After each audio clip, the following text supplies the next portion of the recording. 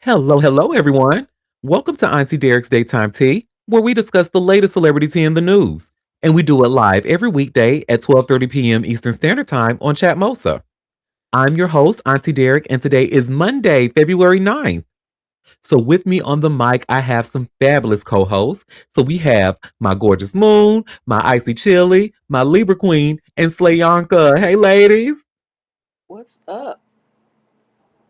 Good morning. Sorry, I was trying to get off Good mute. Hey, y'all. morning.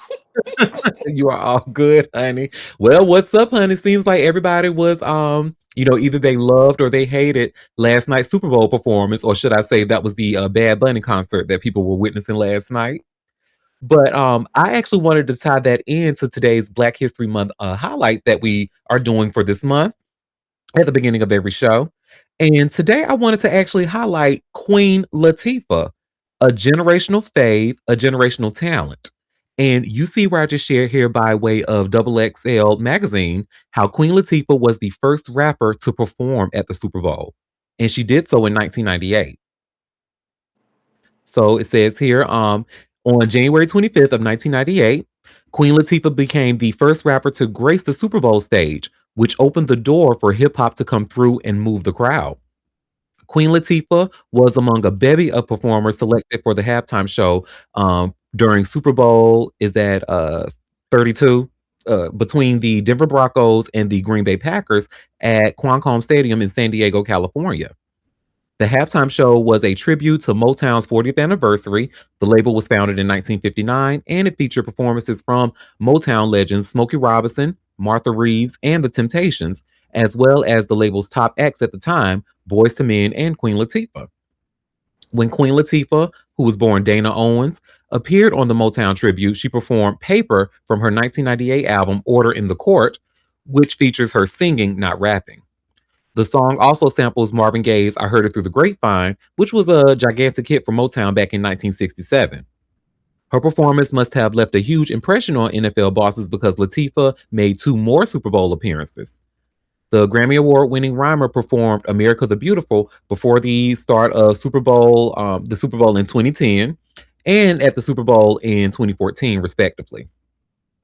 So, in an interview on a late show Super Bowl special with host Stephen Colbert that aired on February 8th of 2021, the rapper slash actress said performing at three different Super Bowls was an amazing experience. It's like no other feeling in the world, Latifah described to Colbert. I think most hip hop artists would liken it to playing Madison Square Garden in New York City.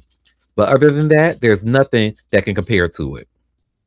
As for her first Super Bowl performance in 1998, Latifah joked that she couldn't stand still and was so nervous she felt like she had to go to the bathroom one more time.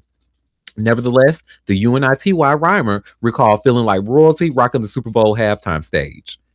You feel this sort of reverence in a way because you not only want to rock the song or whatever performance you're going to do, but you feel like you're an American and you feel like you're doing it in front of the world, she said.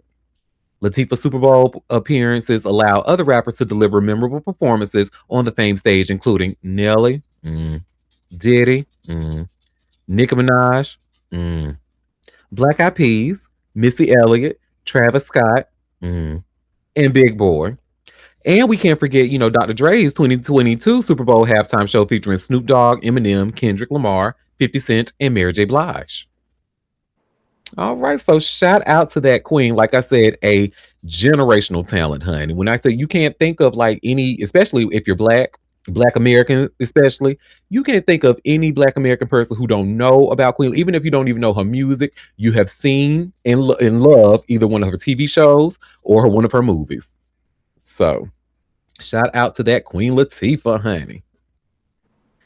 All right. Well, I think that's enough classy for one day, honey. Let's go ahead and get ratchet. Let's jump into the tea, honey. Tea time. Yes. Well, speaking of Super Bowl news, honey, we saw the New England Patriots was out there. They got their asses kicked. See, I don't know sports ball. I'm just going by with what y'all were saying. And I understand that the Patriots got their ass kicked severely at that Super Bowl last night. Y'all need to be boycotting the NFL anyway. But whatever. But this first piece of tea I have is about Stephon Diggs, honey. Stephon Diggs and his new child's mother, Cardi B. And you see how it says here by way of hot new hip hop, Cardi B and Stephon Diggs unfollow each other after Patriots Super Bowl loss. Mm. Well, Cardi B and Stephon Diggs appear to have unfollowed each other on social media after the Seattle Seahawks blew out the New England Patriots in the Super Bowl on Sunday. Cardi has been publicly supporting Diggs, with whom she shares a child, throughout his team's playoff run. Rumors about their relationship began to mount when Cardi left the stadium after making a cameo during the halftime show. She shared a video of herself singing to Bad Bunny from her car while Diggs was still competing. When the game concluded, fans all over social media noted that the two unfollowed one another from Instagram. Cardi went public with her relationship with Diggs last year amid her divorce from Offset. In November, they welcomed their first child together. She appeared at several Patriots games in support of Diggs in recent months. As for the Super Bowl itself, the Seahawks dominated the Patriots 29-13. Their impressive defense helped them keep control of the game throughout all four quarters, firmly shutting down Drake May until the game was out of reach. Seattle running back Kenneth Walker III ended up winning Super Bowl MVP after recording 135 rushing yards. If I would have told myself as a kid, I wouldn't have guessed that I would be the one to win MVP, he told reporters after receiving the award. So it's a surreal moment. Bad Bunny served as the headliner for the halftime show, bringing out Lady Gaga for a performance of her song Die With a Smile. In addition to Cardi B, a number of other celebrities made appearances. Ricky Martin, Alex Earl, Pedro Pascal, Jessica Alba, and more all popped up on stage. After performing several of his biggest tracks, Bundy ended the show with the message, God bless America. He then listed all of the nations in the Americas. Hmm. So yeah, it looks like people are speculating that they broke up because she won, left the game early, after the perform, especially after being such a big supporter throughout all of his games, and on top of that, they unfollowed each other on Instagram, which is a pretty good indicator. But this, like, they had to break up that day or something. Because, like, what? Like, How you It gonna this is follow possible. such your a, baby daddy? I mean, that's the baby daddy. Why else follow him now? I mean, this is such a 180 out of just out of nowhere.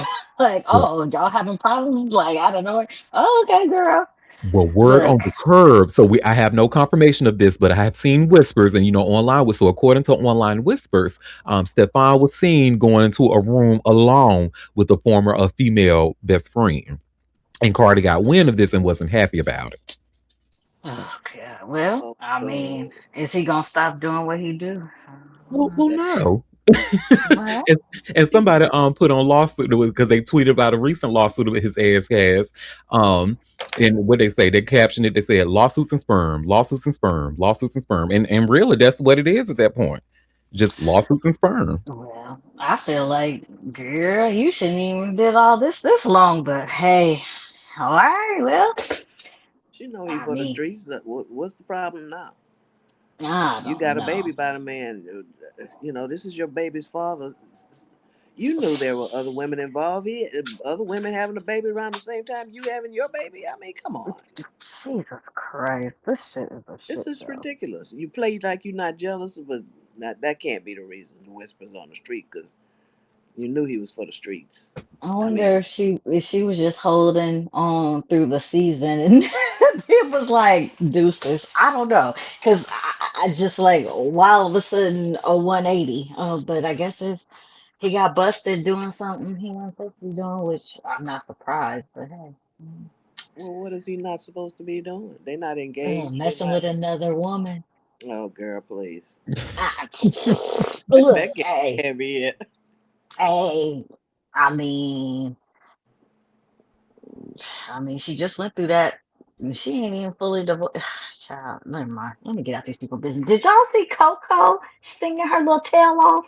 We did, and her outfit that she was wearing, it was a tribute to Whitney Houston's outfit from her Super Bowl perform from when she did the national anthem. So yeah, I thought it was cute. I actually did not see that. The only thing that I saw was the performance itself, and I actually saw that against my will because I have a family full of football fans, so they had this shit on the TV. So I'm like, might as well see what all the hubbub is about while I'm here. Yeah. Yeah, Coco was she did a good job. I said, look at her singing. Come on. hmm Shout out to Coco Jones. I love her. It'd be great if she came out the closet allegedly. But Look, she was wearing that big ass rock. She ain't coming out nobody's closet no time soon. unfortunately, honey, just like JoJo Siwa. Mm. Well, come on. Well, let's not even talk about that ain't even the same galaxy. Come on now. It could be the same galaxy. That's the Galgo. Well, JoJo came out saying she was gay and then went back in the closet. I don't know what that child doing. She all over the goddamn place. Touche. You're right. You're right. Yeah, and I don't like it, but that's a whole nother that's a whole other conversation for another time. Because like I said, when it came to Stephon Diggs, lawsuits and sperm. Well, so we just got wind of another lawsuit that was actually kind of buried under the Super Bowl news. Cause y'all see, I have Jesus. this article here from TMZ, and you should see where it says Stephon Diggs sued days before Super Bowl appearance. He should be exhausted. Mm-hmm. Well, more legal trouble for Stephon Diggs. He's getting after he just performed at the Super Bowl, he just got slapped with another lawsuit.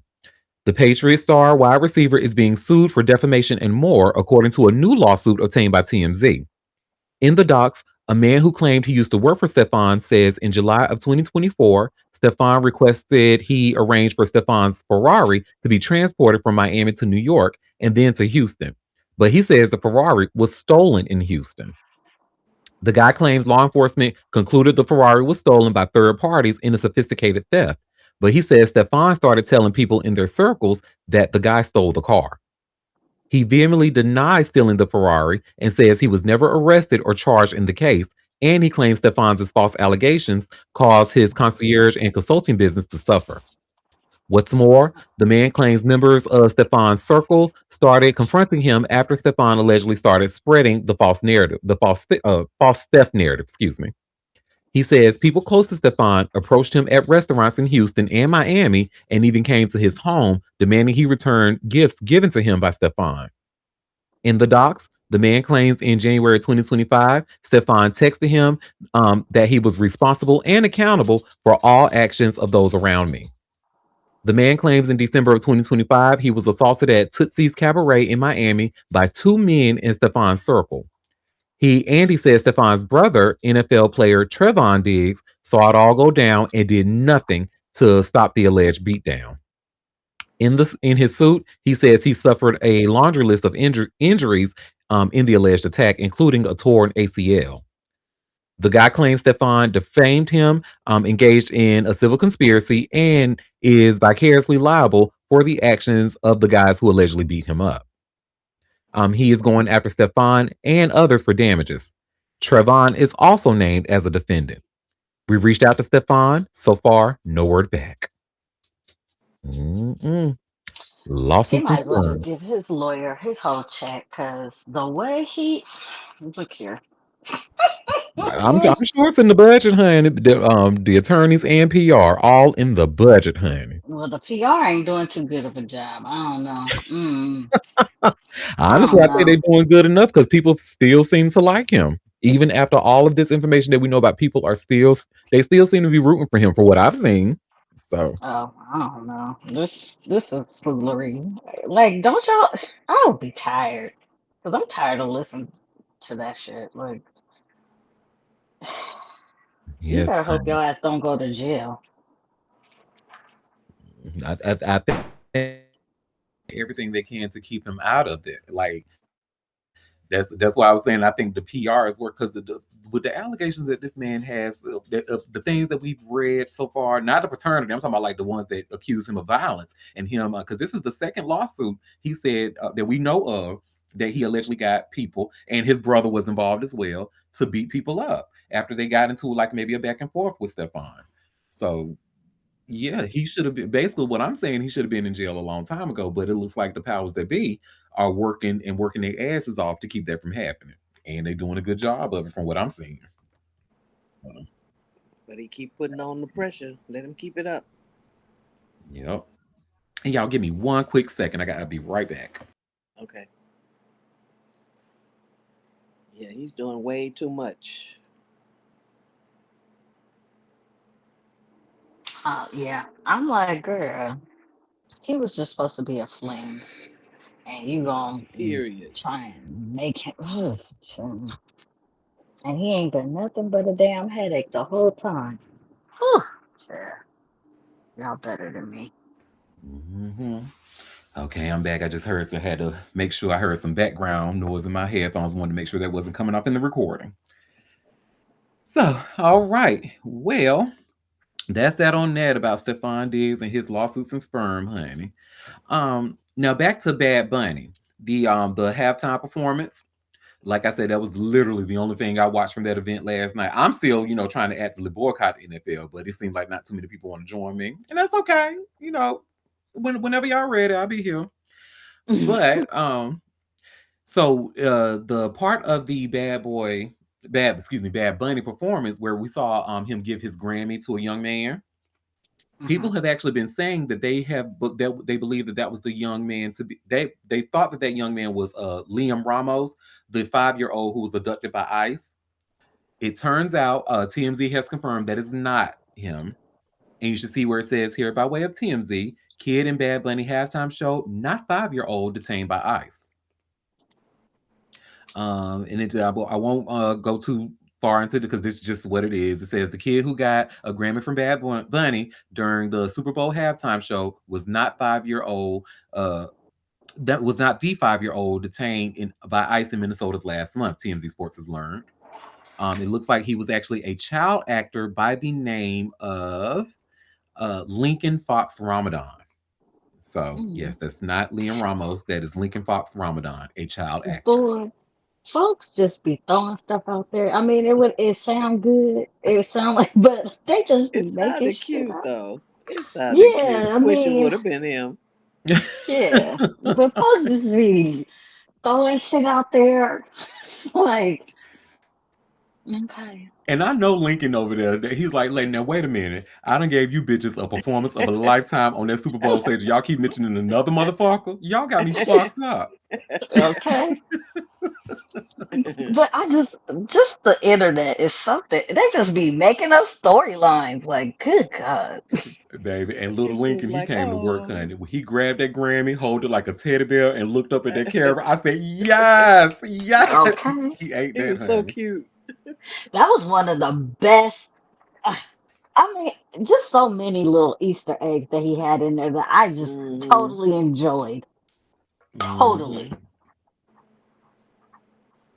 So he did a good job, and I don't care if you niggas don't like it. Meh. Okay. That part. Right. I think he did a great job. I do too. And just like Sunny Hostin said Benito. on The View earlier today, she said you don't even have to speak Spanish to understand what was going on. You could just Right. understand that it was a celebration. Hmm. So, Turn up. And I was thinking the whole time, I said, boy, white folks just wanted to be damn here. I said, it'd be so boring. They be needing us. Because the way it would be so male around here. Mm, oh, and before we go to the next story, I think I'm gonna say something that I think we need to keep, especially as a Black community, we need to keep saying out loud. Thank you, Keenan Ivory Wayans, because if it were not for you, we wouldn't have any type of Super Bowl halftime shows ever. Because remember, the whole thing started in the first place was to compete with In Living Color, who kept killing in the ratings. So they was like the hmm. NFL got together. Was like, wait a minute now, these motherfuckers keep going over to Fox. They keep watching the Living Color. They would rather laugh than watch Because the a living football. color was funny as fuck. Of course, iconic. Iconic. So shout out to Keenan Ivory Wayans and his fine ass brother Damon, honey. I don't care what y'all say. Damon Wayans can get it. I don't care. I don't care. I don't care. That was the only comedy from what's the guy's name who played in Dumber and Dumber? Oh, Oh, Jim Carrey. Jim Yeah, that's Carrey. the only comedy he did that I like. Fireman Bill. That motherfucker was Fire Marshal. crazy. What? You didn't like the movie Liar Liar? Auntie, Oh. She don't like slapstick comedy. Auntie. Oh yeah. You definitely would because that was I very liked him in, slapstick. what was it, Mask? I liked him in that, but Mm-hmm. he was really funny on In Living Color. After that, Yeah, the mm-mm. slapstick comedy. It's not for me. It gets too stupid. It gets too stupid. But you know, he wa- let me. What was the phrase? Let me tell you something. Them little lips was gone. What was her name? Shout out to what was her name? Benita Betrayal. And the one you know you ain't hear that from me because you know I don't gossip. That show was fucking the best. Okay, please. Ugh, what a time to be alive. It was. And even though I was really, really young, I still remember it to You this was day. there. You were I was there. there. So well, these next couple of stories I'm actually not too happy to talk about, not too excited because they are talking about people who have passed away over the weekend. Oh no. So unfortunately, so this first story I have is about Wendy Williams' dad. So remember, we actually talked about him turning 94 last year on his birthday. Oh, he passed He away. did indeed, and y'all should see where it says here by way of TMZ, Wendy Williams' dad dead at 94. So, Wendy Williams' father, Thomas Williams Sr., has died. A deeply emotional loss that comes as Wendy continues her ongoing legal fight over her court order guardianship. Wendy's niece, Alex Finney, confirmed Thomas's passing Sunday on social media, sharing a tribute honoring his life and legacy.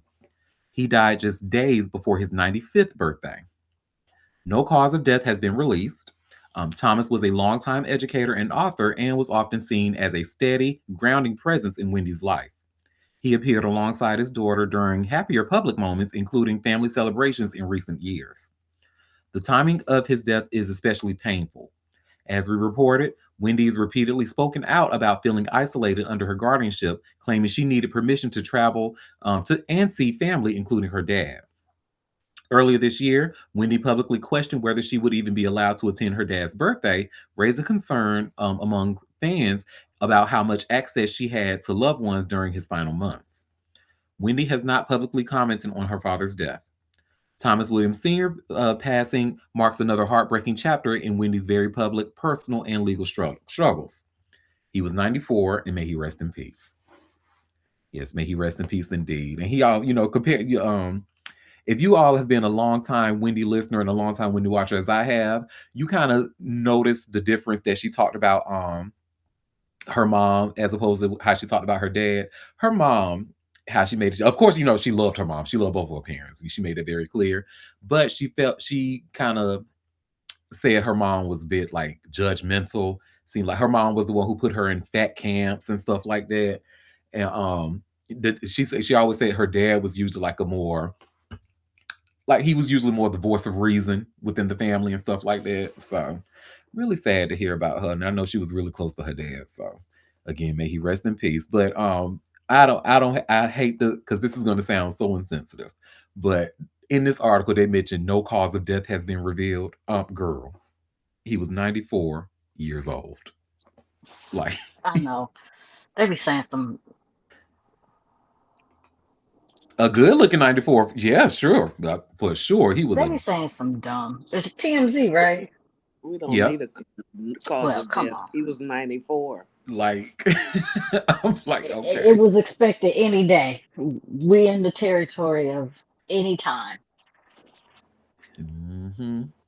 God rest his soul.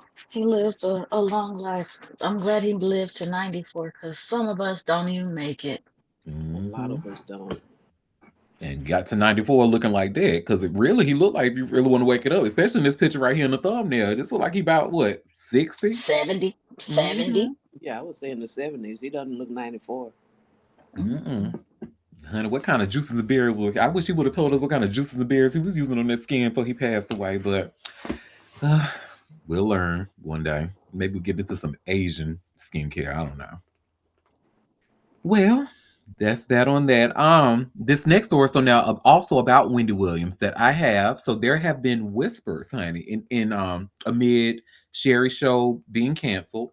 Oh, and speaking of, I actually had a chance to watch Sherry Shepherd's show this morning. She actually did finally address the show's cancellation. So she said that she is, she's sorry that this is going off the air. After she was like, but no, don't think of it as an end. We're still going to do our thing here. And she made a point to say, we're going to keep trying to keep the Sherry show going. We don't know in what capacity, but we're definitely working to keep it going. So I don't know, Sherry, maybe you should come to podcasting, girl. I don't know. Anywho, but in the midst of all of that Sherry show cancellation and other Kelly Clarkson show being canceled as well after 7 seasons, the whispers are showing that Wendy Williams possibly might come back to TV, girl. Might. Mm. And these are just whispers. Nothing has been confirmed. And you see, I just shared here by way of all hip hop, Wendy Williams' return rumors heat up as Sherry Shepherd exits daytime TV. Hmm. Well, Wendy Williams is back in the rumor mill, and daytime television may be quietly bracing itself for a plot twist. Word on the industry curb is that I'm sorry. Word on the industry curb is that daytime talk is going through a not so subtle reset, and the timing has people whispering Wendy's name again. Recent chatter suggests the shows hosted by Kelly Clarkson and Sherry Shepherd are coming to an end, while there is additional noise that Jennifer Hudson could be next.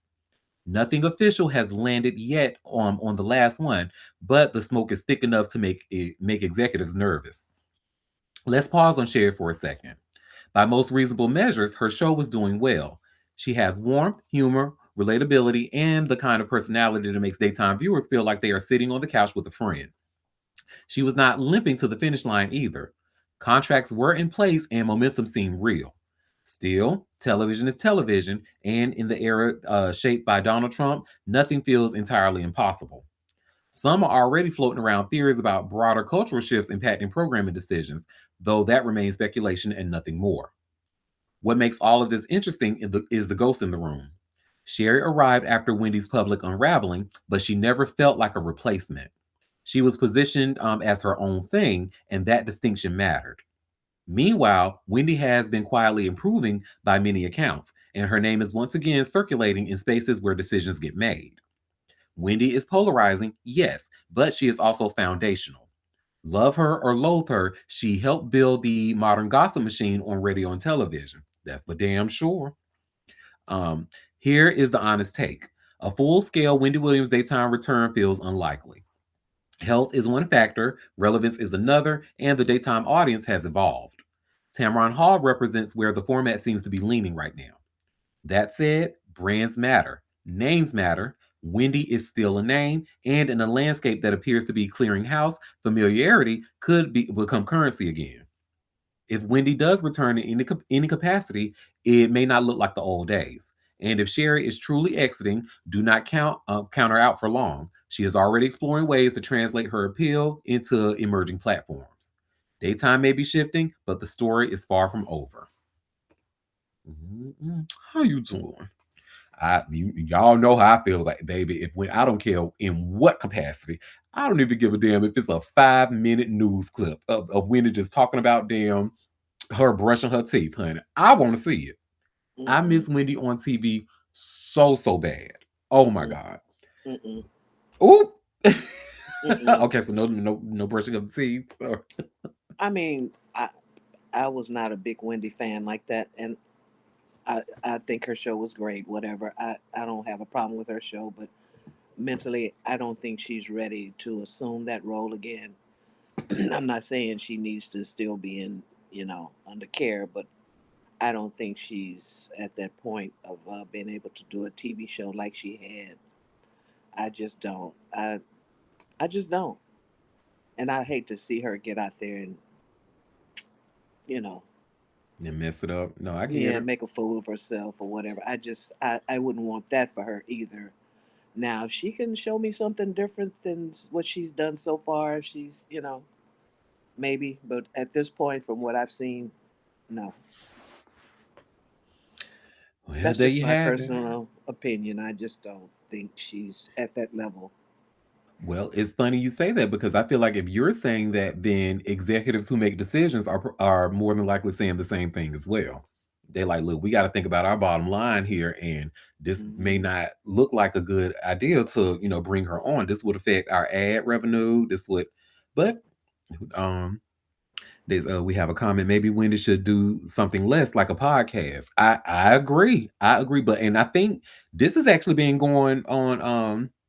Those podcast quote unquote talks have been going on for a couple of years because and reason that people keep putting Wendy name and podcast in the same conversations because they want radio Wendy back. And radio Wendy and TV Wendy were two different animals, honey. Radio Wendy pretty much didn't give a hot damn that she what she said. That's why the ass kept getting fired. But and I think they want to kind of get that energy back. But and we have a comment: less production and pressure to promote on all stations across the nation. Yeah. Yeah, I think that'd be a good start for her, a podcast, and if she kills it there, then yeah, let's jump to television. But I think that would be the perfect jump off for her as a podcast, test her skills, and see how that rolls. Well, Deb Mar and anybody who makes decisions, Wendy, Joe Tacopina, I'm putting him in here as well. If you feel that Wendy wants to go on a podcast, honey, why not get practice on the Wendy Inspired podcast that is Auntie Dare's Daytime Tea? So please come by and sit with a bitch. We would love to have you, girl. So yes, that's that on that. Well, again, like I said, more stories about people passing away over the weekend. So do you all remember I think it was Thursday's show. We talked about Lil Jon's son just walking out of his house without his phone Hmm. and had no Hmm. shoes on and he was reported missing. Well, Yeah. unfortunately, they have found him and he's no longer with us. And you all should see where it says here, by way of TMZ, Lil Jon's son, DJ Young Slade, dead at 27. Mm. So, DJ Young Slade, Lil Jon's son, has died. His father announced in a statement Friday. Lil Jon's tell TMZ, I am extremely heartbroken for the tragic loss of our son, Nathan Smith. His mother, Nicole Smith, and I are devastated. Nathan was the kindest human being you would ever meet. He was immensely caring, thoughtful, polite, passionate, and warm-hearted. He loved his family and the friends in his life to the fullest. John said he was an amazingly talented young man, a music producer, an artist and engineer, and graduate of NYU. We love Nathan with all of our hearts and are incredibly proud of him. He was loved and appreciated. And in our last times together, we're comforted in knowing that we expressed that very sentiment to him. John thanked the Milton Police Department for their help searching for his son. Nathan was reported missing on Tuesday last week, and then early on Friday, searchers pulled a body from a pond in the area. Police said there was no indication of foul play. Milton, Georgia, is about 30 miles from North Atlanta, and Nathan Smith was 27 years old, and may he rest in peace. Yeah, condolences to Lil Jon and his family. I just cannot imagine the heartbreak they're going through right now. Very sad. Yes, and oh, and there was an update. It said the update says the Fulton County medical examiner tells TNZ Nathan's cause and manner of death are currently undetermined. Mm. And it was a very interesting thing that this article said in Lil Jon's statement.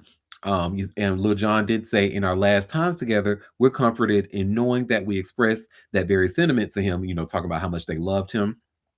And E40, iconic rapper E40, he actually confirms that. He says that they were, he couldn't believe it because they were actually literally all just together not too long ago. And you see, I just shared here by way of TMZ. E40 delivers most heartfelt condolences to Lil Jon's son after tragic death. Let me see. Let me share my screen. It's just a little quick video of him expressing his condolences.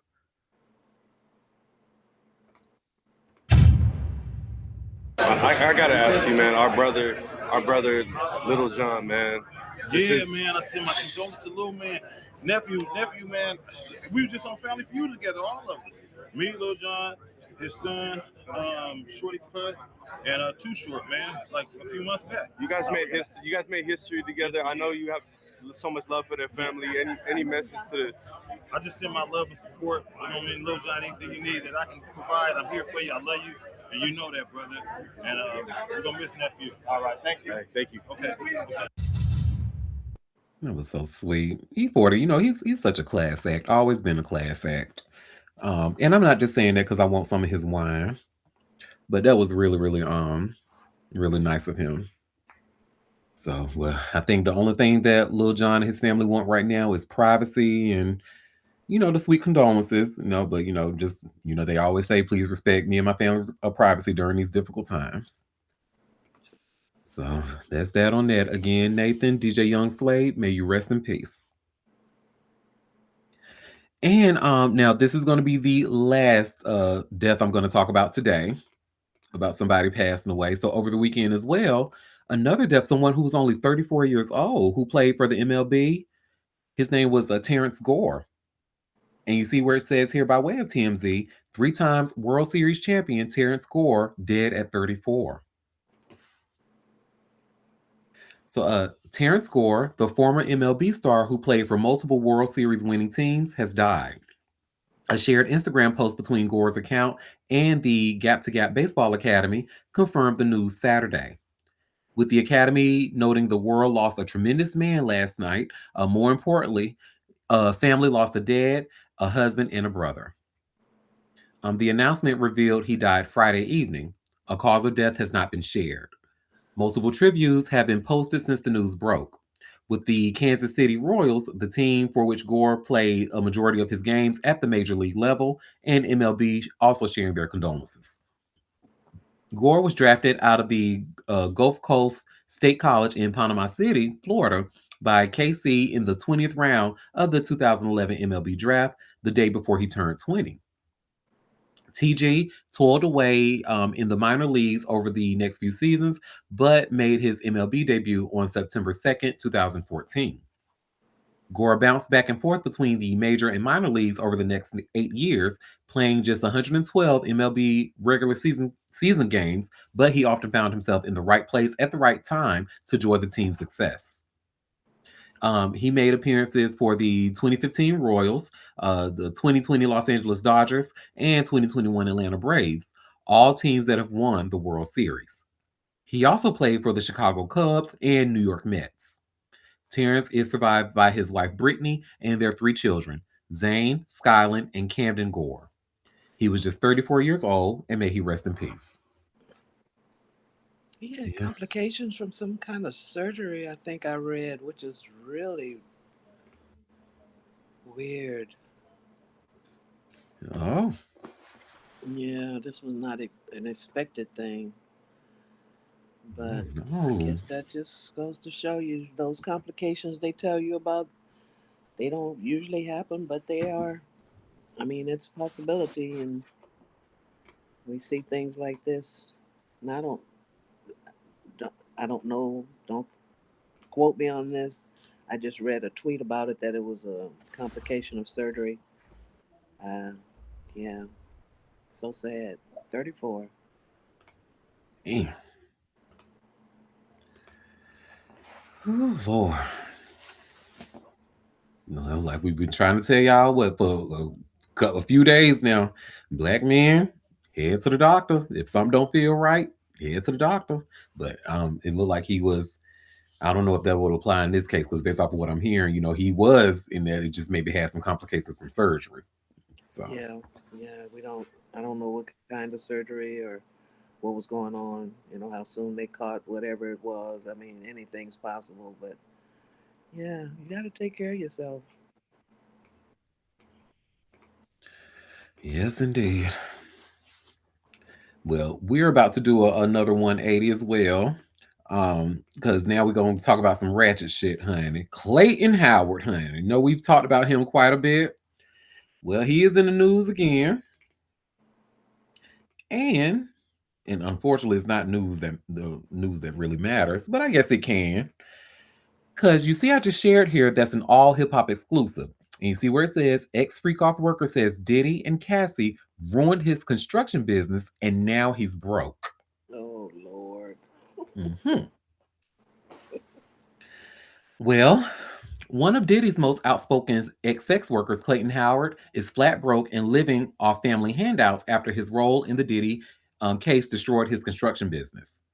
Howard filed court papers last week asking a federal judge to waive all fees so he can pursue his civil rights lawsuit against Diddy. The former male escort says he has zero monthly income and less than $100 in total assets.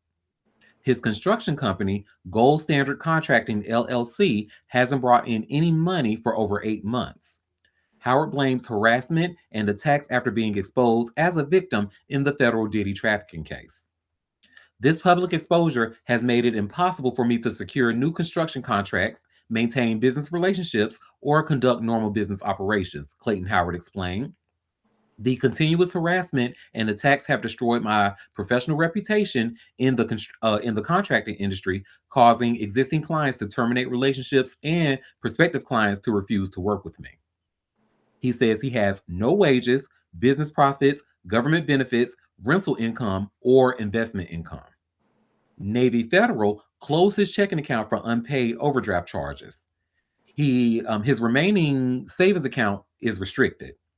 Howard owns no real estate, no vehicles, and has no retirement accounts. Family members now pay his rent, utilities, transportation, and most of his food. Howard emphasizes that his relatives aren't wealthy and are making sacrifices to help him survive. Howard is representing himself in two separate cases. He is suing Diddy and Cassie Ventura for $20 million over alleged sex trafficking, drugging, and abuse during 8 years of freak-off parties starting in 2009. He also filed a $20 million lawsuit against Netflix, 50 Cent, and production companies over the docuseries Sean Combs The Reckoning. Howard claims they promised him a complete and truthful account, but then edited and distorted his story. The former escort alleges Cassie recruited him through an escort agency and was his primary trafficker, not just Diddy's victim. He says Cassie transmitted an STD to him and secretly terminated a pregnancy he claimed was his. Howard argues federal prosecutors used his cooperation but blocked him from fully testifying about Cassie's alleged role. He says this violated his rights under the Crime Victims' Rights Act. Howard already received a fee waiver in the New York State Court for his Netflix lawsuit. He's asking the federal court for the same accommodation so he can pursue his civil rights claims against Diddy. The unresolved status of his claims has also stalled his access to the Backpage Remissions Trafficking Victim Compensation Program, according to court filings. Howard is working to change his life by becoming a lawyer while fighting both cases without legal representation.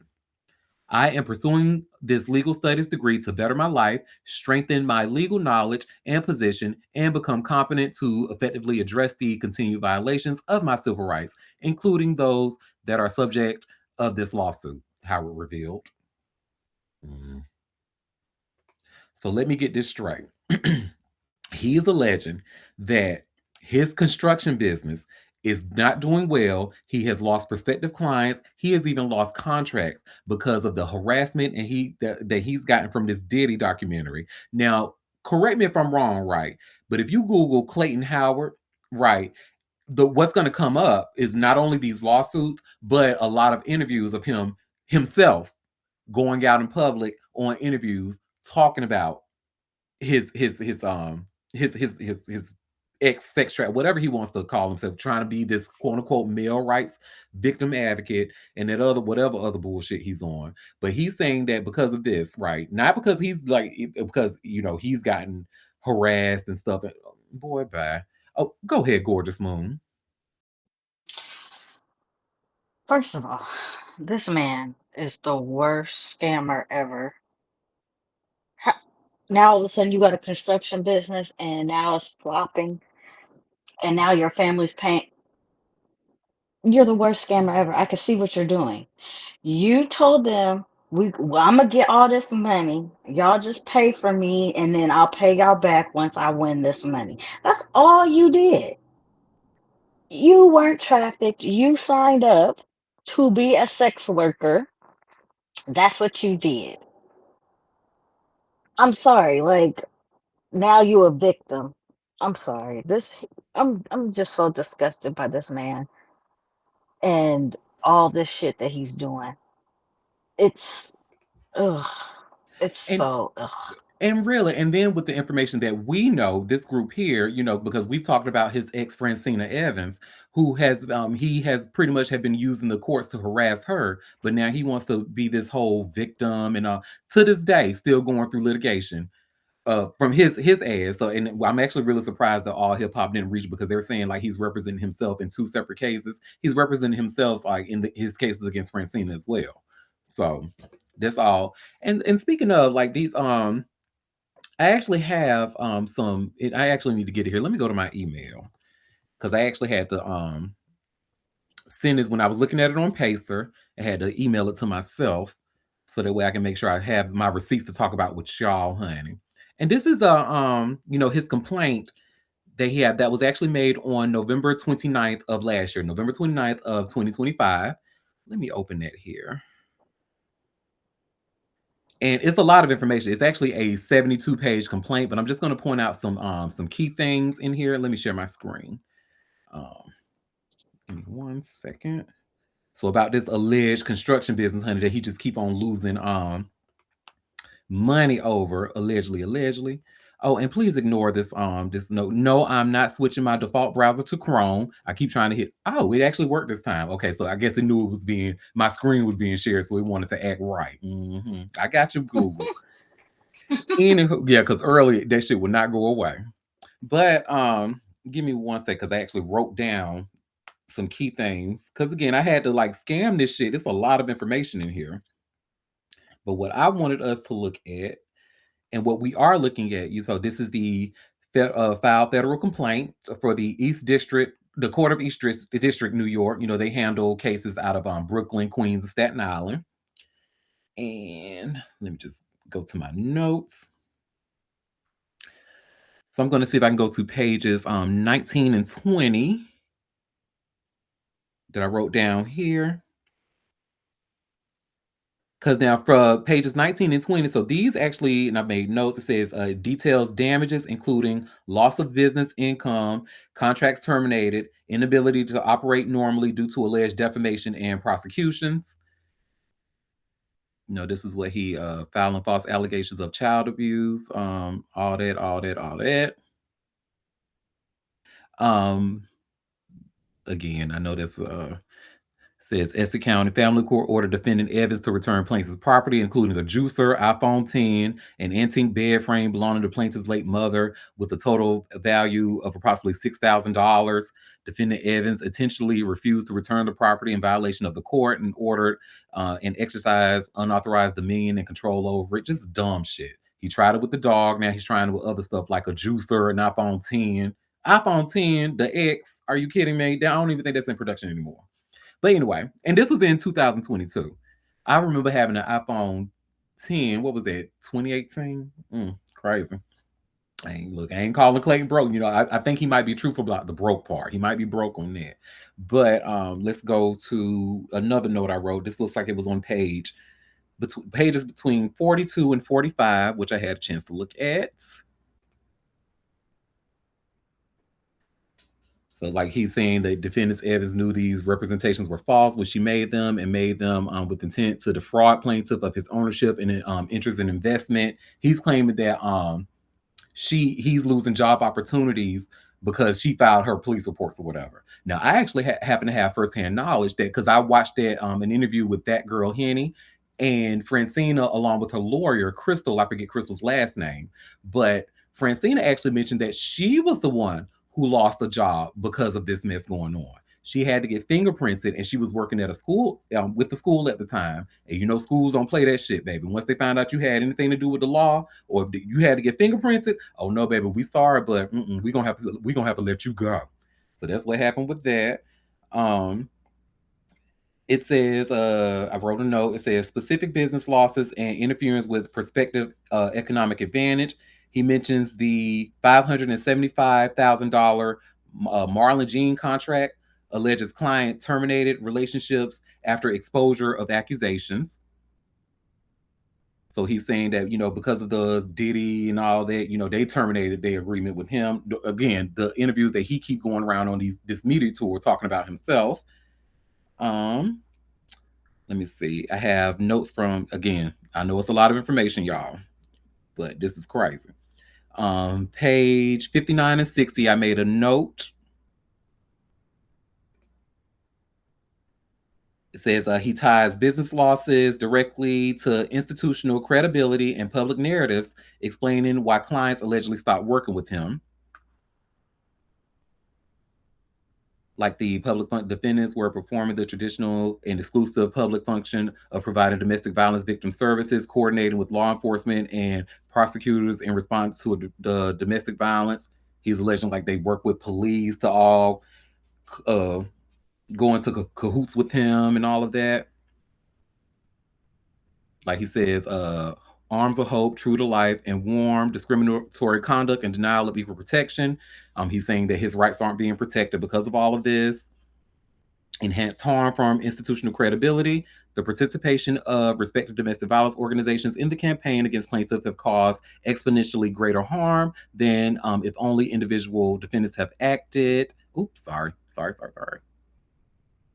Have acted. The institutional credibility of VAWA-funded agencies provided false legitimacy to demonstrably false allegations, causing greater reputational damage in the community. Enhanced likelihood that false allegations would be believed. Increased reluctance by others to support or defend plaintiff. Greater psychological impact from betrayal by organizations meant to help victims. Here again, he was denied access to victim advocacy, support services, and all that because you're not a victim, you dumbass. I guess I should say allegedly, because this is the active court case. But what other notes did I make? Allegedly, but you're not a victim. Right. I'm so sick of his ass. I am definitely sick of him because, child, you running folks low. Just go out and get a job like other people. He Quit trying really to be a do need scammer. to sell some insurance or something, or be a personal trainer or something. Because I mean, his body looks good. Clearly, he's doing something right when it comes to working out or something. So going to that space, and it's clearly a lot of men who think they are victims who would support you in your journey, and especially if you can get their fat asses to get up and on a treadmill, then they will. You can make some. That's free game right there, buddy. But. Mm-hmm. It says basically the takeaway, the complaint consistently treats the construction business as legitimate and previously operating with losses framed as damages caused by reputational harm. Not as evidence the business was fake or non-functional. The reason I made that statement there, because he's treating this as a legitimate business. However, this is Auntie Derek's Daytime Tea, honey. We would like to get to the bottom of shit, baby. So y'all know his construction business is on Facebook. He has a Facebook page, just like a lot of other businesses on there. I was actually able to go to this and read a review. And this is actually and I want y'all to take note of the date from this review. That is pretty much saying that this is not a legitimate business, honey. Oh. So you see how this is from Gold Standard Contracting LLC. This is Clayton's construction business, quote unquote. And you see how I said January 7th of 2020, bitch, by Tariq D. Nasir. Clayton Howard doesn't pay his help. He hired me in Philadelphia to work on a client's property that he was lost in. The work in the job was appallingly horrible, and he asked me to cover it up. Didn't pay me and told the client that he did. Told me he was going to beat up my special needs child because I reported him to the owner. What the hell? So then there are some comments under this review. So Clayton, or this is Gold Standard Contractor replying, I'm guessing maybe he tried to use this as a receipt. I don't know what he was trying to prove with this. But him talking to Tariq the Philly taper. He says, so you can see what I mean. I'll call you in 10 minutes or whatever. So you send me a video from in the morning. I said I finished the first coat everywhere. I'd square up the second, and I guess, he cut off. So basically, I guess he was just trying to make this seem as if Tariq wasn't doing his work or whatever. I don't know. But Tariq comments again. It's really sad when you go on Craigslist to hire someone, cheat them, and then call them junkie and cokehead when they complain about your shady business practices. I don't do drugs, Clayton. I work and take care of my family, and you just robbed me, plain and simple. Stop disgracing yourself and pay me, man. From 6 years ago, y'all. So I don't. Does this look like a legitimate business to y'all? I So, mean, shit. When you told me the story, I knew it wasn't legitimate. Like, he's a scammer. Like, we fucking for real. This guy. Mm-mm. so Clayton is not a victim. The real victim is Francina Evans in this story, and she needs all of our help. I will again share her GoFundMe in my call to action button. So if you have the means, please donate to Francina's cause because she needs it. Well, that's enough of ashy ass Clayton, honey, with that business, allegedly today. With his ugly ass. That gets me every time, honey. I love how my mom makes it a point to just make sure of his ugly ass because we really need to understand this is an ugly man doing ugly things. Okay. Mm. How you gonna hop on the back of a victim and then call yourself a victim, boy? And still to this day, fucking with her. I think if I'm not mistaken, I think they still had to go to court today. Like this is crazy. I He is. hope she sue his ass, reverse sue his ass. Ugh. Child. They ain't gonna tell you what I hope on the recorded line. So that's that on that. Well, this next story. So now Drake, remember how we talked about Drake, that Canadian biracial honey, how he done got caught up with Steak, and they're saying how he pretty much promoted gambling, illegal gambling, and or pretty much made it so that people who had a gambling addiction would be he preyed on their gambling addictions. Well, he's fighting back, baby. And you see where it says here by way of all hip hop, Drake pushes hard. Drake pushes to shut down public battle over state gambling. And this is an all hip hop exclusive. So Drake, Aiden Ross, and gambling platform Stake are demanding that a New Mexico court toss out a class action lawsuit accusing them of promoting an illegal an illegal online casino. Drake and Aiden Ross say users didn't read the fine print and that the dispute belongs in private arbitration, not a public courtroom. The legal battle stems from two New Mexico residents, Nathaniel Torres and Rory Mitchie, who claimed they were misled into gambling real money on Stake.us, a so called social casino they say mimics the real gambling site Stake.com. Online gambling is banned in New Mexico, and the plaintiffs allege the site used celebrity endorsements to mask its true nature. According to their complaint, Stake.us lured users with free to play marketing while using two types of in game coins to simulate real money gambling. They argue that Drake and Ross, as high profile promoters, glamorized risky betting behavior and targeted vulnerable users, including people with gambling issues and young viewers of Ross's live streams.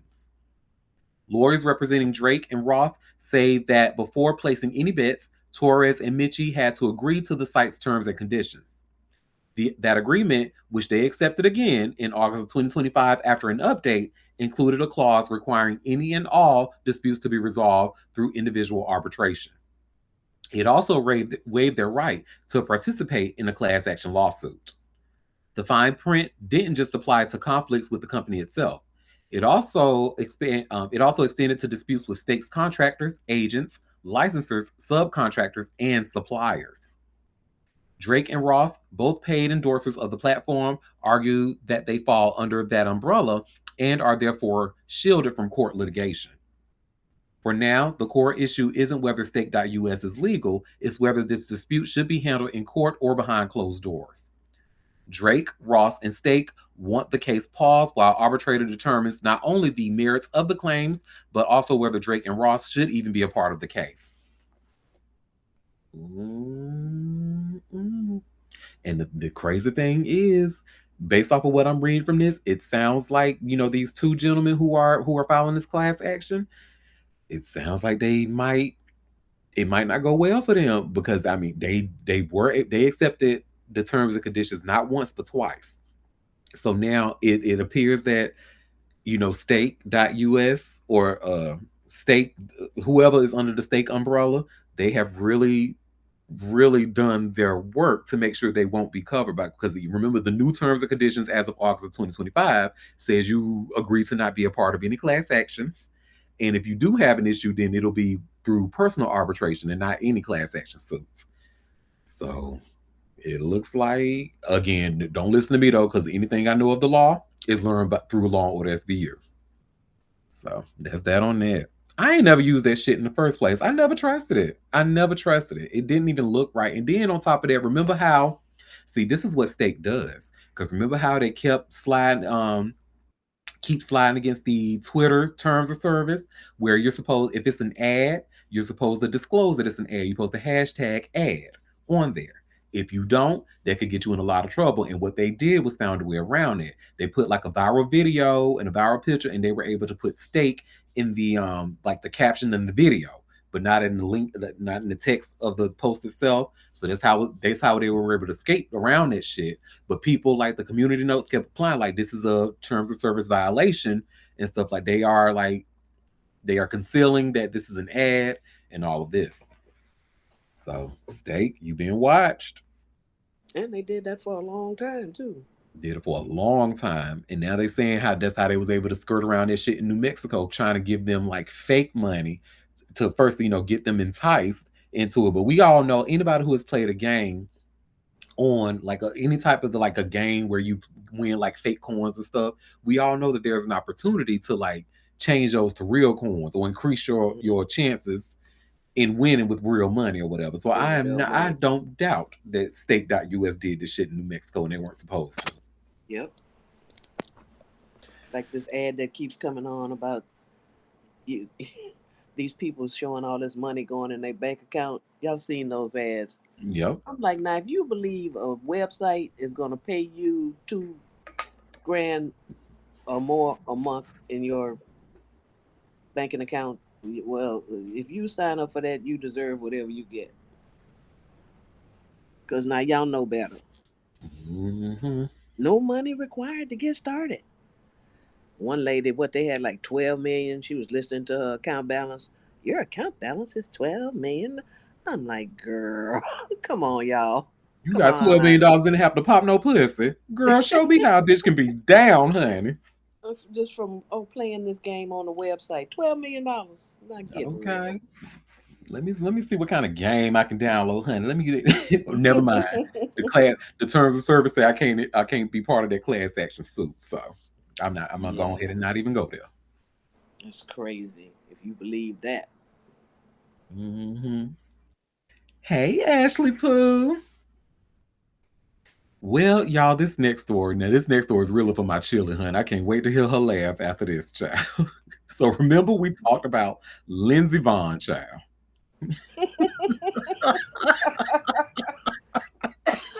Uh, we said exactly Oh, what was gonna happen, and it happened. And it Child, happened.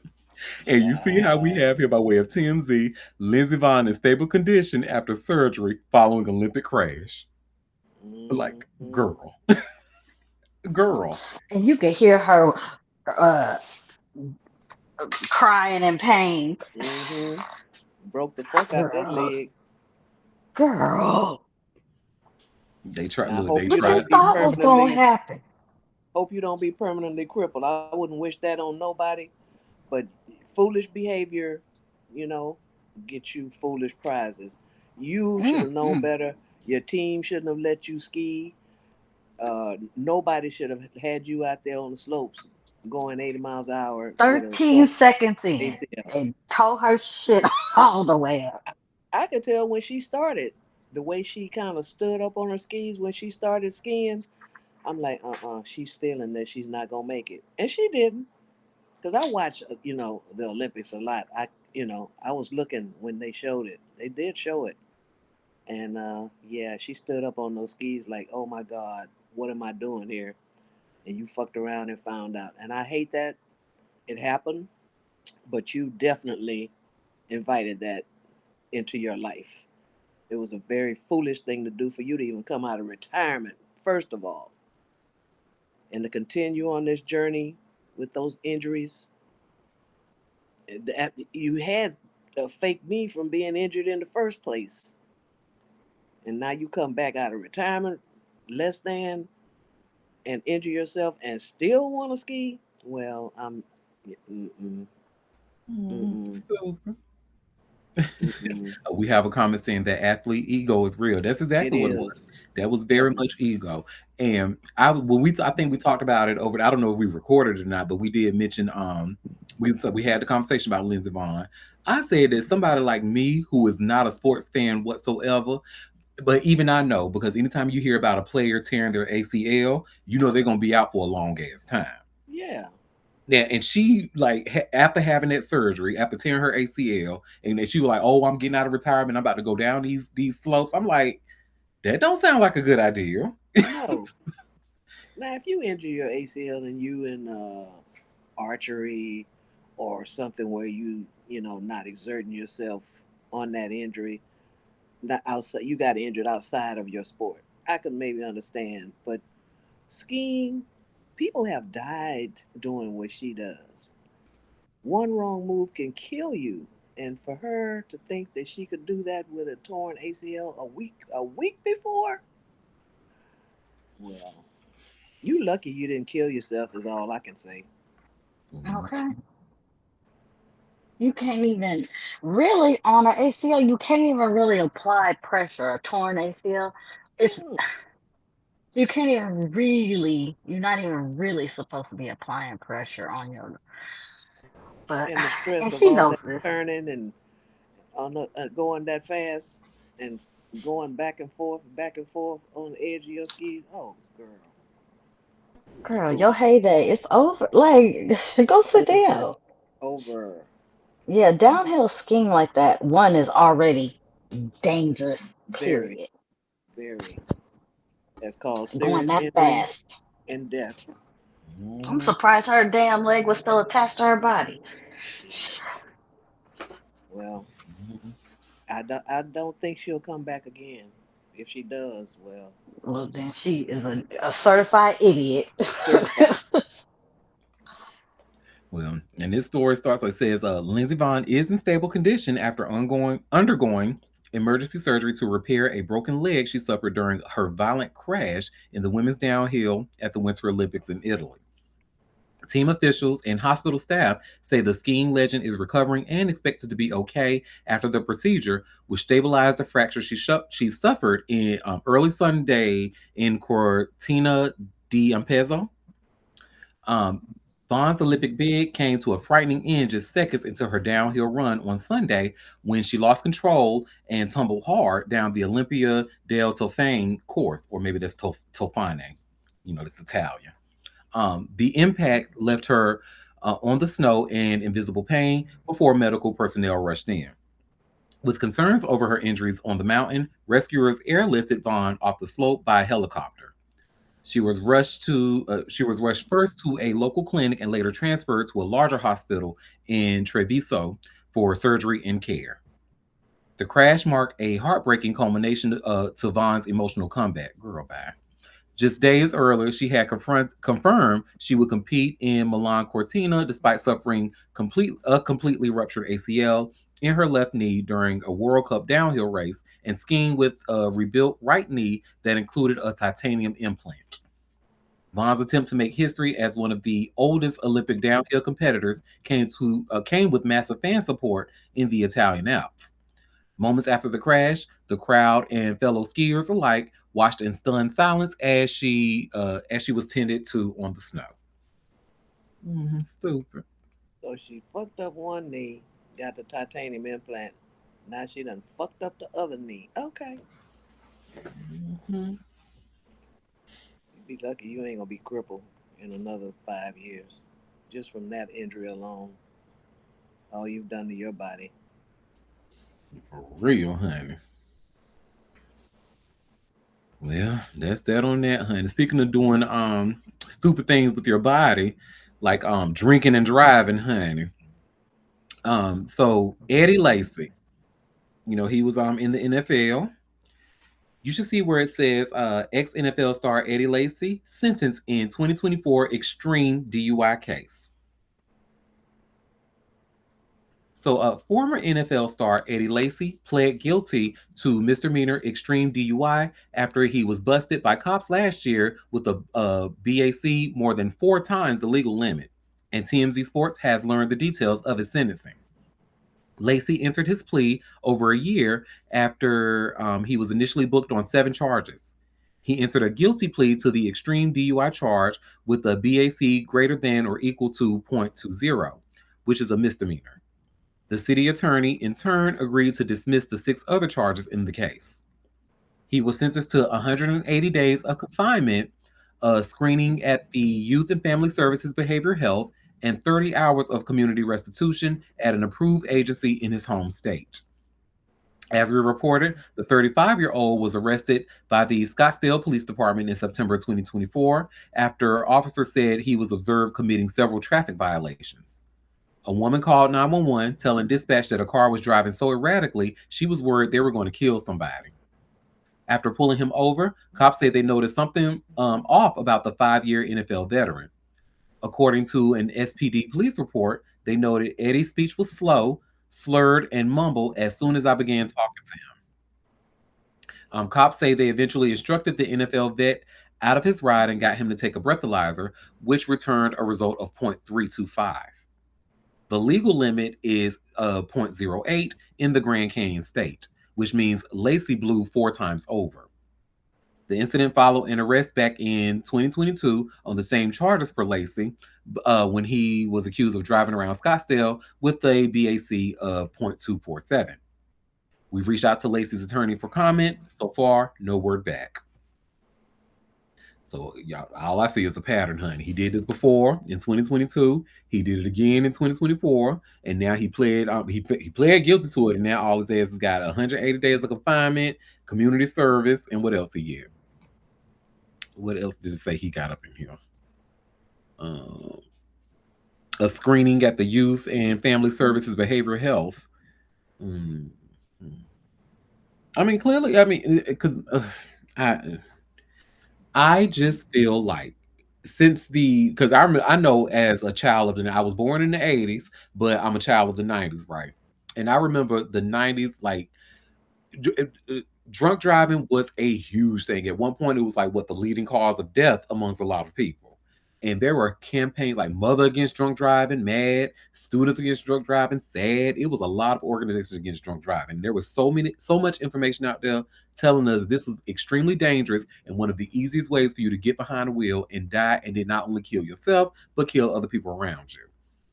All this information is out there and has been out there, and people still, like this 35-year-old dumbass right here, want to still drink, get behind the wheel up to a point where somebody had to call 911 on him and say he was driving so erratically that they thought he was going to kill somebody, and he might have. But then what pisses me off is that he did this before, back in 2022. And now him doing it again in 2024. And then I guess he got a conscious, oh, let me plead guilty to it a year later. Now they just want to kind of give him a little slap on the wrist.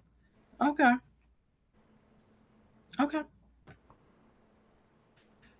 We have a comment saying they're going to suspend his driver's license. Trust me. I know that's right. Good. Keep your ass from behind. It's too much fucking. Let me tell y'all something. Like, I am a millennial, baby. I like to get drunk off my ass, honey. I feel like if I didn't get drunk, then I didn't. If I'm not slizzard, if I don't have slurred speech and stuff, then I didn't do it right. But even with all of that, I know for a fact I am never going to get behind a fucking wheel. Why? Because I know it's dangerous. And it's just too much Uber, too much shit around here. Matter of fact, when worse comes to worse, what I would do is find a good old corner and lay my ass down and go to sleep. But I'm not driving.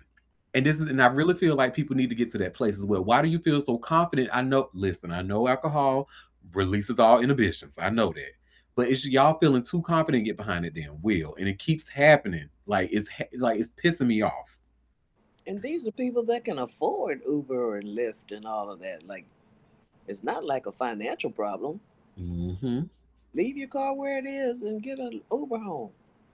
Have somebody come get you. And They drive your car and drive you something. It's just too many ways out of this, especially when you got a DUI already on your record. Exactly. And then we have a comment in the chat says DUI costs about $15,000 to $20,000. So you want Mm-hmm. that kind of bill on you? Ain't not cheap for sure. You want a $30 bottle of tequila to turn into a $20,000 case? Like, are you kidding me? Keep your ass from behind that wheel, and you drunk. Hell, tipsy. If you everybody in the club getting Jaquan tipsy, keep your ass from behind that wheel. All it takes is it only takes a little bit of tipsy to get into a fucking accident. Like, I hate it. I hate it. So that's that on that, child. Let's talk about some more sports ball in court, honey. And if I mispronounced this man's name, I truly apologize. I have only just heard about him this morning. But Yasiel Puig, he plays baseball, and he also was just found guilty. And you see what I just shared here by way of TMZ. Yasiel Puig found guilty of obstructing justice and lying to federal officials. So, former Los Angeles Dodger Yasiel Puig was found guilty of obstructing justice and lying to federal officials in a Los Angeles courtroom on Friday in connection to an investigation into an illegal gambling operation. The 35-year-old now faces up to 10 years in federal prison on the obstruction of justice charge and up to 5 years in prison on the false statement charges. He remains free on his own personal recognizance.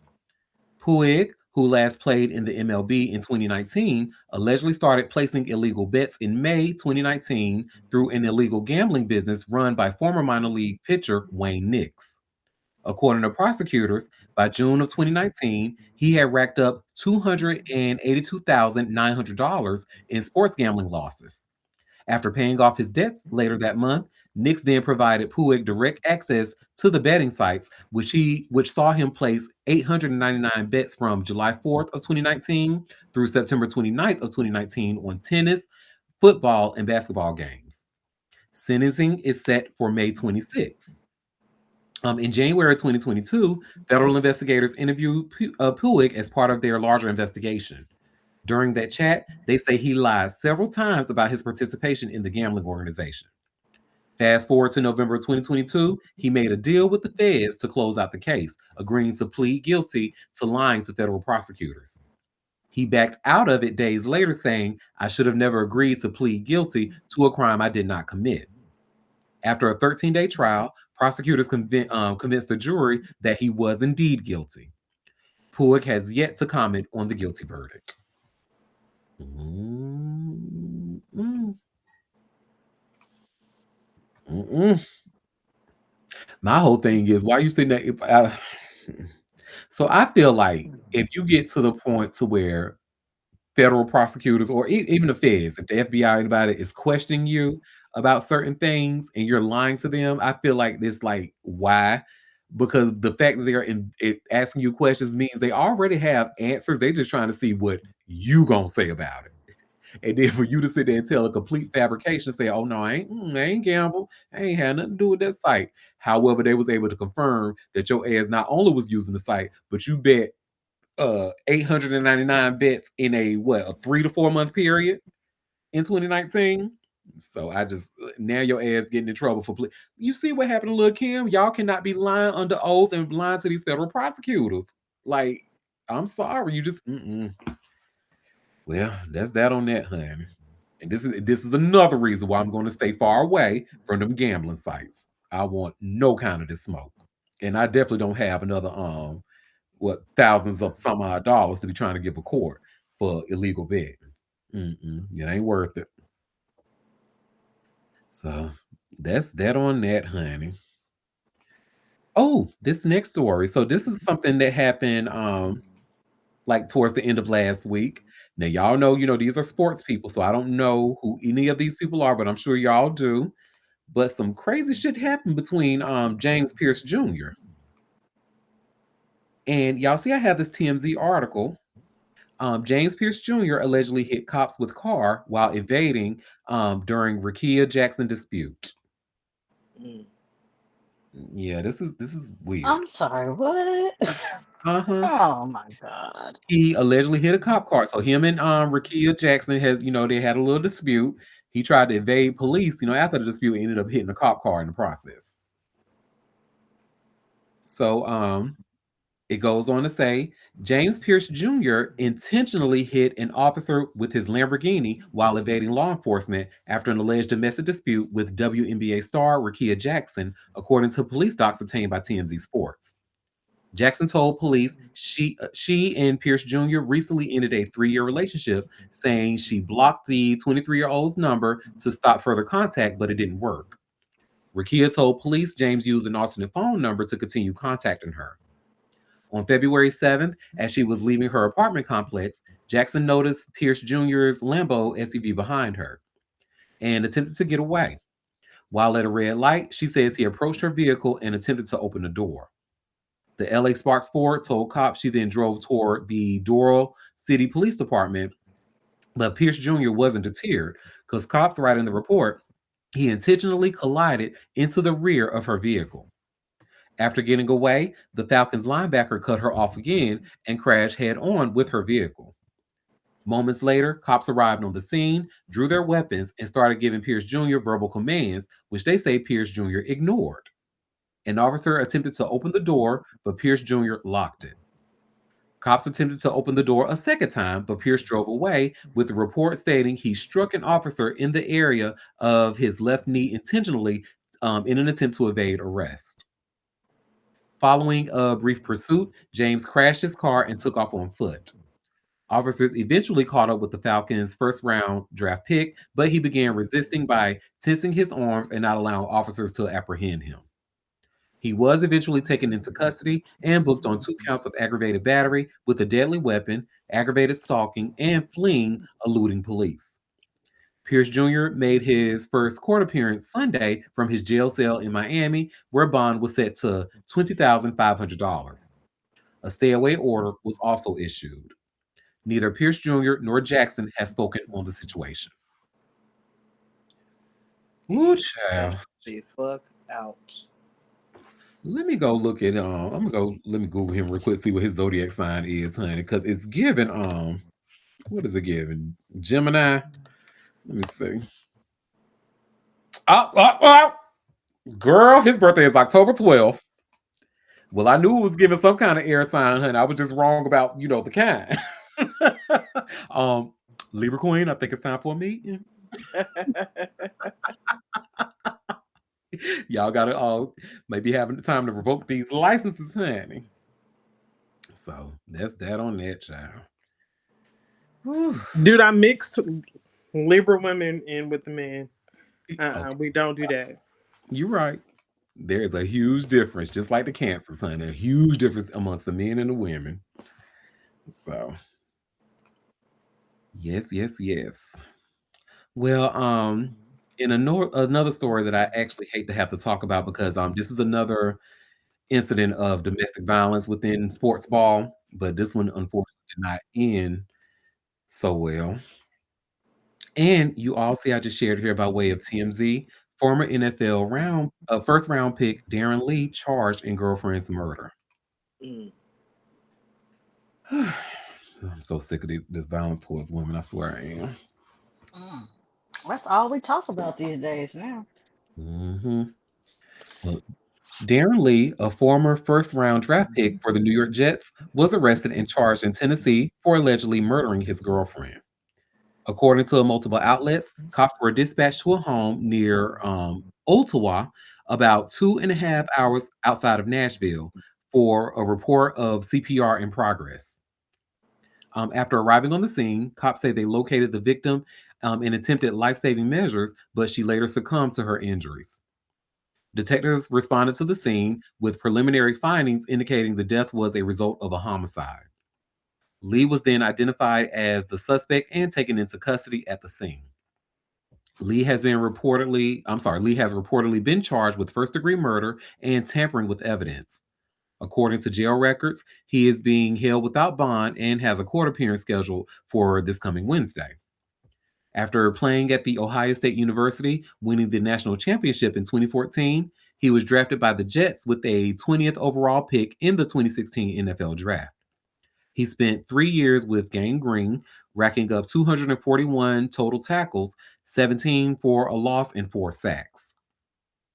In 2019, he joined the Kansas City Chiefs for 1 season, totaling 31 tackles in 16 games. He would then sign with the Buffalo Bills, playing 2 games in Western New York. It's not the first time the 31-year-old has been arrested.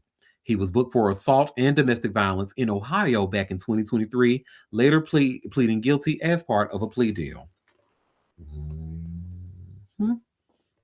You see that pattern? You see that last sentence tells you he was booked for assault and domestic violence in Ohio back in 2023, and now that has escalated to murder to homicide in Tennessee. Rakia better watch her back too. There you go. That's what. That's He all went I'm through saying. all that. Yeah, she better watch her back. She drove to the police department, honey. He said, I don't give a fuck, and still hit her car in the back. And then when the police kept trying to go and apprehend his ass, he gonna run up and fucking up the damn police officer's knee. Like, girl, the signs are there, baby. Child. If it ain't one thing, it's another with these, and especially the ones that it needs to be a study about once their career ends, the the level of frustration and anger that they have Mm-hmm. because their careers are over or what have you. A lot of them don't be mentally all right, and it's really starting to show. Especially with them, the NFL players, like especially when they have like documented evidence that the constant beating like of the body, the head especially, no matter how good they think those helmets are contributing factors to CTE amongst a lot of these players. And with because the CTE, like, oh, let me see, It CTE. messes with the brain. It changes up the wiring of your brain. I guess what I'm trying to say, like, does see somebody, so there's someone with CTE, and I'm googling it, by the way. Does someone with CTE, are they more likely to to commit Act domestic out violence like against women? violence, probably. I mean, that could be something because when people have traumatic brain injuries, it could. I mean, who knows what's gonna happen? They could be more violent, or they can start being a sexual deviant, or they can be very depressed. Um, I just feel it just runs the gamut of like who knows how they're gonna react or their body or what part of their brain is damaged. But these guys tend to do a lot of violence. I don't know. It's a lot. Yep, and according to the Mayo Clinic, it does indeed say, like, in early life, between the late 20s and early 30s, the first form of CTE may cause mental health and behavior issues, and symptoms of this form include depression, anxiety, impulsive behavior, and aggression. So I guess there may be some kind of correlation, is what I'm getting. I think so. I think so. Mhm. Well, that's that on that, honey. Ladies, y'all be careful. Yeah. Gays too, honey. Because you see how, look, they just didn't, matter of fact, I haven't seen it yet. The Dateline episode of that boy, that man, who a young man, the young feminine gay who went missing, and then we Hmm. learned that it was his DL lover who had something to do with him. And I think he got but we finally just found out about it, what, 3 years later or so. I mean, whew, Yep, they doing a whole Dateline. They did a whole Dateline, which I heard was good. I just haven't had a chance to watch it yet, but I will. th- they gotta be careful with these down low because they start. They don't want their secret exposed. They go to great lengths. Girl, and speaking of down low, y'all remember I promised y'all on Friday's show over the weekend I was gonna review, like, T.S. Madison's and the D.L. Whispers, like, Oh they yeah. well, I did, and that's gonna actually be my last story for the day. Mm. So I do have the tea for y'all. Ooh. Well, and I got three more stories left. Okay. So this next one, I just want to ask, girl, we going to Islam? We Are we going to going Islam? to Islam? What? Girl, we going to Islam? Who said that, child? Who said that? Well, that actual quote came from Tammy Roman, when Oh God. when there was on Basketball Wives and Jackie said they were about to go somewhere and she wrapped a scarf over her head and Tammy said, "Girl, we going to Islam." You know what? Just no sense whatsoever. Well, and I think the gagger is, I think Tammy does come from a Muslim background, if I'm not mistaken, because I know her name at one point in the industry was Tammy Akbar. So, Really? yep. Oh. Well, anyway, I asked that question, we're going to Islam, because it looks like Central C is going to Islam. And you see, I just shared here by way of all hip hop, famous drill rapper converts to Islam and changes his name to Akil. I was Keep actually him waiting for over my there. Libra Queen to scream, next. Yeah, next. Keep his ass over there over on the other side of the pond, please. Please. Don't touch him for real. Well, But I won't talk too much about this story, but it just says he is changing his name to Akil. He says, I just changed my name and took my shahada. I am Muslim now. The shahada is Islam's declaration of faith that formally brings someone into the religion. And Central C explains that his new first name, Akil, means intelligent or wise in Arabic. good for Oh, him. Oh. alhamdulillah. Next story, because we ain't got time. Wait, let me tell you another. I saw where Brittany Renner then went Yeah, back to Christianity. Child, I am sick of you performative ass Negro. I'm sick of y'all. I'm sick of alhamdulillah. y'all. Allah. Next story. I'm sick of y'all. I need her to go to hell. Okay? What is she doing? Does she know we can see her? I knew what it was from the beginning, honey. They say I knew they were making a mockery of Islam. I knew it. Islam, Christianity, everything. Girl, she making a mockery of herself. Sit down somewhere. Girl, we going Islam? Ugh, shit. And it's not lost on me. A lot of people have said, because when this news broke over the weekend, people on Twitter said, how a lot of people tend to get super religious when they got some allegations coming. Mm-hmm. I'm not saying Central C is got some allegations coming. I'm just saying, there is a pattern with previous artists getting super religious, whether it be Christianity or Islam. They tend to have some allegations that follow that decision. He just So. want to be relevant. Please, Jesus. Next story. Ooh. Okay. Well, our next story. So y'all remember how we talked about the iconic Daniel Stern from Home Alone, how he got caught up for trying to buy some pussy? Oh, They let him off? They let him off. Thank, good. He got the complexion for the protection. hello. Thank the Lord. I'm Cause glad he they was did just trying to let him get him off. some. He said I'll pay for it. Like, come Yeah, on.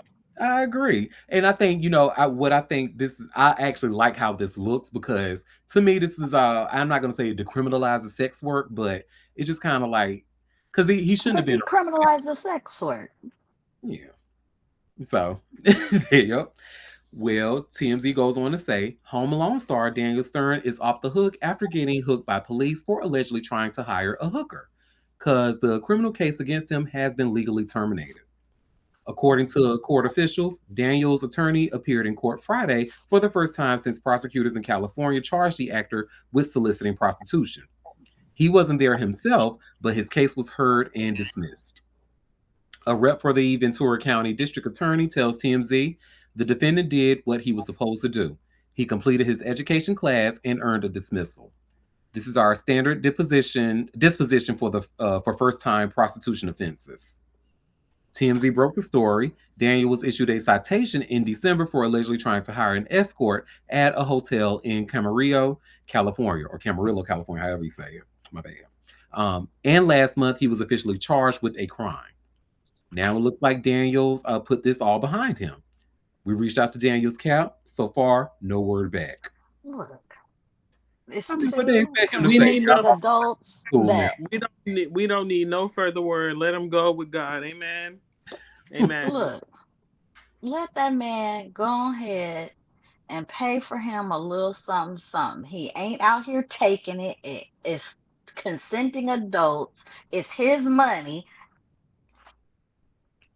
and that's the thing. I love that he's looking to use that money to support the community. I love that. Okay, shoot. I don't know why they want a criminal. I mean, cause y'all paying for it anyway. Hmm. So, well, that's that on that, honey.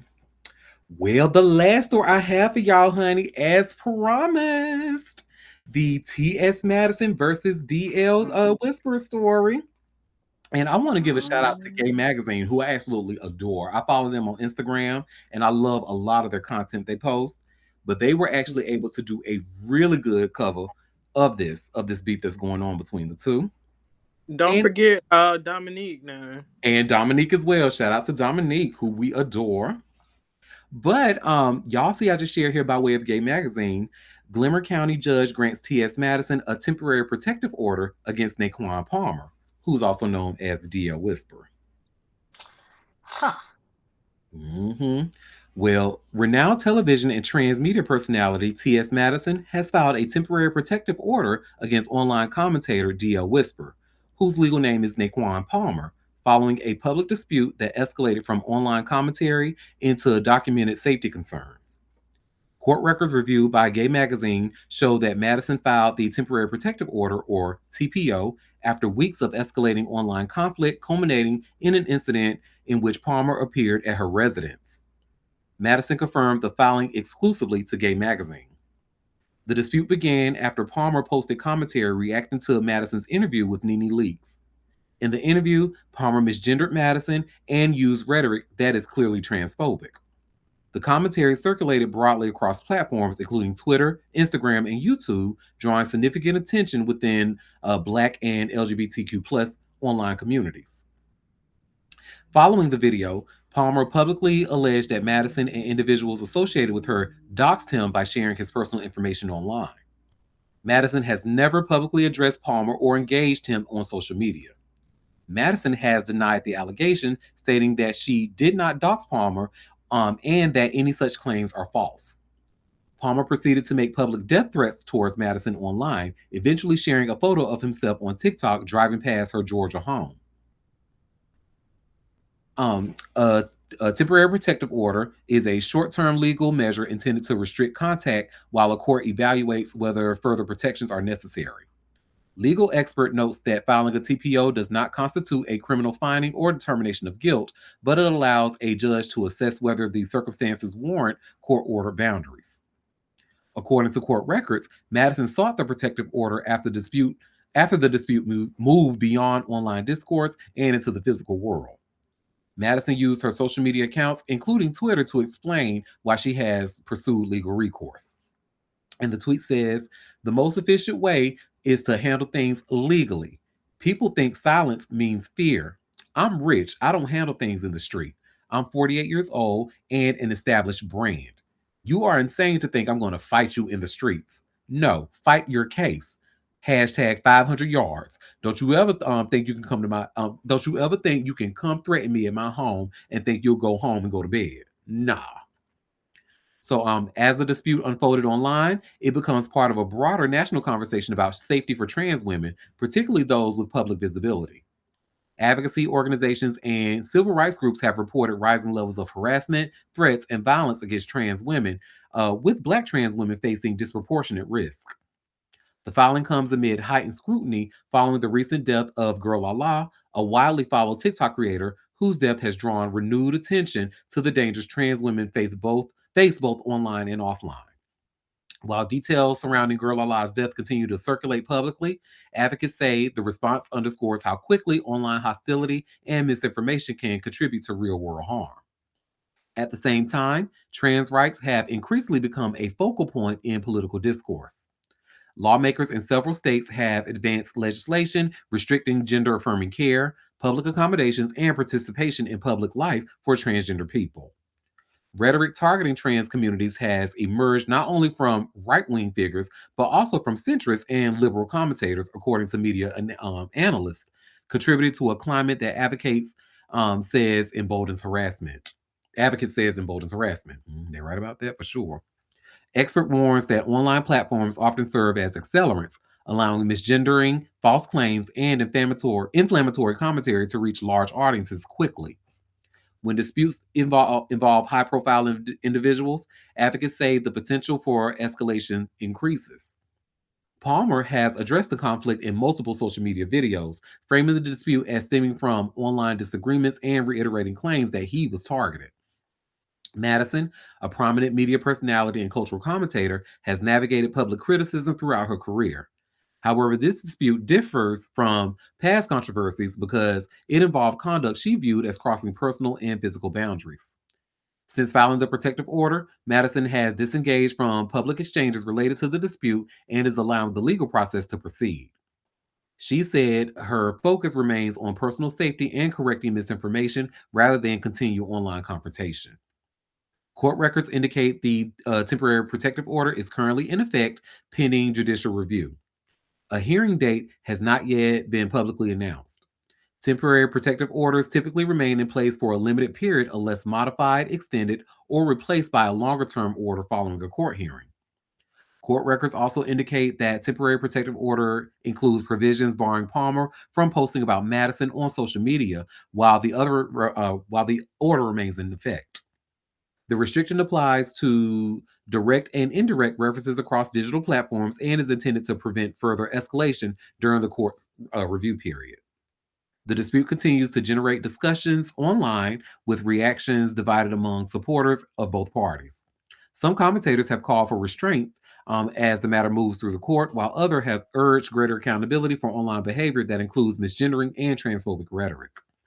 As the case proceeds, it highlights how online commentary, political climate, and personal safety increasingly intersects for trans women navigating public life in the United States.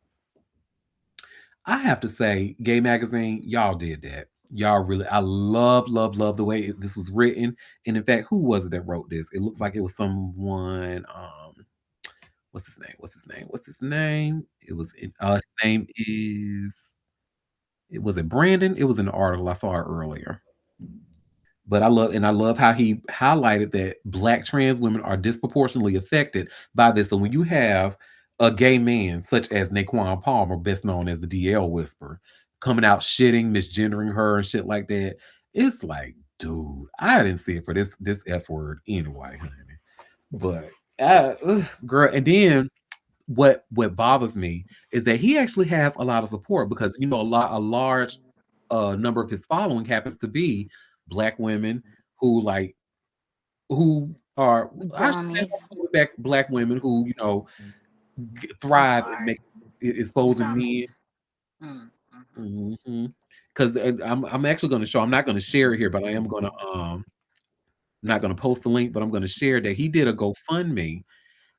And he's trying to make it seem as if he's the victim and not the aggressor. I mean, he's still a man. Oof, child. hmm And you see, he has I'm sharing my screen here. You also see with Mr. Palmer, Naquan Palmer. He's trying to raise $50,000 because he's looking for support for his legal battle and safe relocation. Mm. Yeah. And it But said, meanwhile, you driving by somebody's home. look at this shit, and just look at the yes. And meanwhile, he's the one driving by people's houses, honey, like he. But and it says in January 2025, I launched the DL Whisper, an online brand dedicated to empowering women and helping them avoid down low men. My mission has always been to support women in making informed choices and to create a safer, more honest community for women. My brand is about going against the patriarchal system. Bitch, no, it's not. Anyway. However, my commitment to this cause has come with some significant challenges. From the beginning, there was tension from the beginning after I made a statement that trans women are men. The transgender community have done all the things to silence me from using my voice to help real women. The LGBTQIA plus is trying to protect patriarchy while I continue to go against it. I am using my male privilege to help women instead of oppressing them. Men in general are not happy about this. Since the start of the DL Whisper, I have faced intense adversity. I have been doxxed. My social security number, address, and other personal information was exposed, and my family members have also been targeted by these groups of people. It's not fair that my family is being targeted for my freedom of speech. False narratives have been spread about me, leading to the loss of my employment and putting my safety at risk. The emotional toll has been heavy, and the need to protect myself from my loved ones has become urgent. Now I'm beginning a legal battle to defend myself and my work with my court date set for March 3rd of this year. I am also preparing to relocate to ensure my safety and the safety of my family. The funds raised will go directly towards legal fees, moving expenses, and professional services to remove my intimate videos and private information from the internet. Every contribution will help me regain stability and continue my mission to empower women. I want my supporters to know that I will never stop helping women as long as I am here and able. Your positive messages, prayers, and encouragement mean the world to me. I am deeply grateful for your support, and I encourage you to stay strong and continue to protect yourselves. Thank you for standing with me during this difficult time. Girl, fuck you. Maybe you just should have shut the fuck up. That shit is crazy. And may I add that T.S. Madison's crib is gorgeous. Gorgeous, honey. Gorgeous. Oh, trans women. Babe, let me tell you one thing about a transphobic gay person. Because I can speak, I'm in this community, I can speak. Baby, when I tell you that's the kind of bitch to make my ass itch, if I I would found assume so, cause what? if you are a transphobic gay person, baby, I have nothing to do for you. You can stay your ass away from me, bitch. You are a bottom of the barrel, low brow type of bitch. Especially with the information telling you that this group of people here, the T in our LGBTQ, right? The black T's are being killed at disproportionate, like this. I can't even get my damn words together. And then you sit here saying shit like this F word right here, and I'm trying so y'all see I'm sitting here because I'm trying so hard not to call him what he is.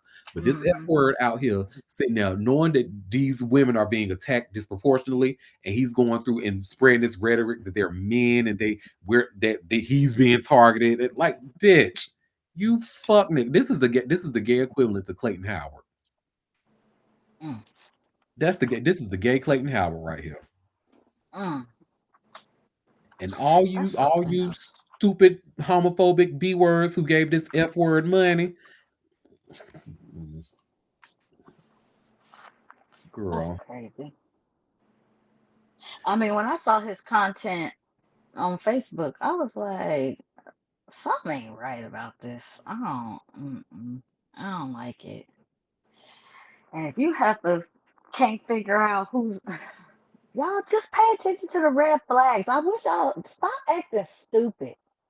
Get And off the floor. for real. And unfortunately, I hate to say this because it's really going to like, but the thing about DL is that you don't want nobody to know you're on the down low. So you're not supposed to be able to expose or tell. Like there should be like say all this to say is like it's not easy to see red flags in a DL person because a Well, lot right. like you truly don't know, and they doing a But lot of shit on the low. you may not know specifically what they're doing, but there's the red flags that your quote unquote man is doing something. Mhm. So, And if you live in Atlanta, then you should have all your antennas up. ha! Just use common sense. Listen, I'ma just stay quiet on this subject because I don't want to I should basically just plead the fifth. I don't want to say Yes, you should. anything that's going to incriminate myself. Yes, you should. And you stay safe because these motherfuckers are stupid. Mhm. Well, y'all, that was all the tea that I had for us today. So before we head out, did anybody have any tea that they want to share or any tea that I might have missed? No, I talked about old girl, so mm, Bianca was. Oh, I was gonna say Bianca mentioned something earlier, and she looked like she might have to go back to work. But I'm gonna see Nike. Apparently, Nike just made Oh, a record breaking donation to MAGA. Let me see. well, I know they've been donating to Trump's campaign. Unfortunately,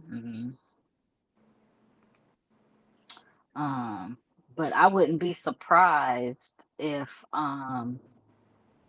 they did it again, especially because of the recent um. Oh, this is from September. Yeah, and I Oh, found some from November, but it does indeed say the Nike co-founder Phil Knight gave $3 million mm, to a Republican PAC, but this was back from the end of November. yeah. So I don't. Yeah, I So I know guess he's what they been did, doing recycle that. news and trying to act like it was new. Yeah, but Mhm. unfortunately, that's punk ass motherfucker did that shit. But he's a rich white man. What do you expect? Not much. Not much. Because if you get somebody decent, like, oh my God, I mean, it's always shocking. Like, oh my God, you're not a piece of shit. Oh, I did want to. I did want to talk about the conspiracy theories of people trying to put Jay-Z in these Epstein files. When my hairdresser is like, I mean, I wouldn't put it past them. I'm like, girl, there was no Negroids on that island. Diddy was not there. I know Diddy's a piece of shit, but why are y'all trying to make him a child molester too? Like, just y'all need to simmer the fuck down. Hmm. Yes, they Jay do. Z was not on the island, and now he became a billionaire. I know you to become a billionaire, you got to step on some toes, and and I'm not saying Jay Z's perfect. I know he's not, but one thing I really can say is he wasn't up there with the damn Epstein people, y'all. Like, be fucking for real. Be He only fucking had his for eye real. on one underage girl at the time, and her name was Beyonce. Yes.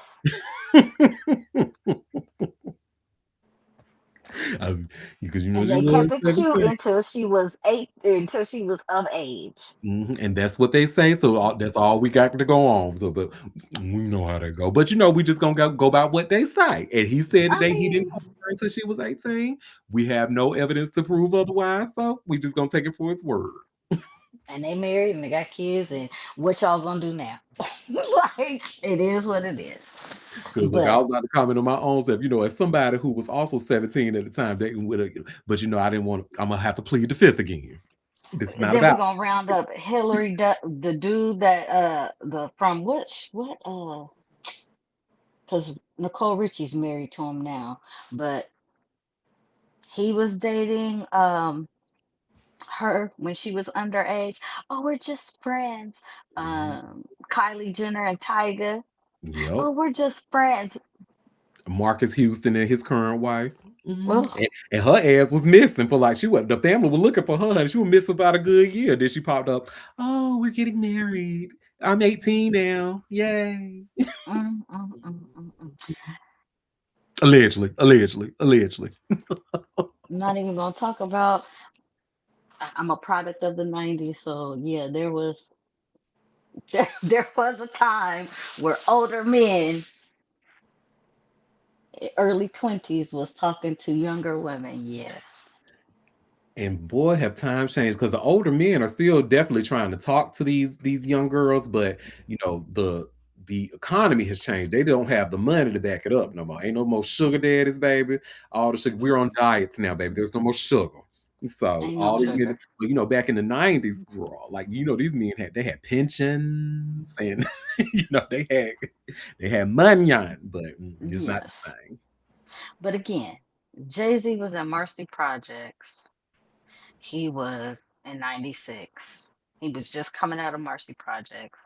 He was not. He didn't get his stride until after that man was already in jail. Why y'all want to throw? Why y'all want to throw black people up there with these Epstein people? I don't understand. We got real fucking problems, and y'all just be over here trying to create new ones out of nowhere. Y'all wasn't going this hard with R. Kelly. Y'all knew for years, and wasn't nobody saying shit. Mhm. It And was now all actually of a even sudden, encouragement, honey. They was like, "Oh, you and Aaliyah got married." Ain't nobody say, "Wait a minute, isn't she only 15?" They was like, "Oh, girl, why didn't you get an invite to the wedding?" now all of a sudden they want to throw Jay-Z and Beyonce. I Googled, and there are so many videos of people trying to connect Beyonce and Jay-Z to the Epstein files. What's wrong with y'all? What is wrong with y'all? They want them to be guilty so bad, honey. Like in my Why? Because y'all jealous? Because they got money? possibly there could be a reason. And my whole thing is because I definitely don't believe that he's like a sexual predator in any way. What I do believe he's a gentrifier and he is trying to gentrify like Yeah, neighborhood. he's a piece of shit that way. Yeah, Like, and I feel like it's enough information out there if you really want to get him to use that, actual receipts. But shit like this, it's y'all scraping from somewhere that ain't even got no residue. Please. mhm, Meanwhile, we getting ushered into dictatorship and y'all worried about fucking Jay-Z's money. Please be fucking for real. mhm.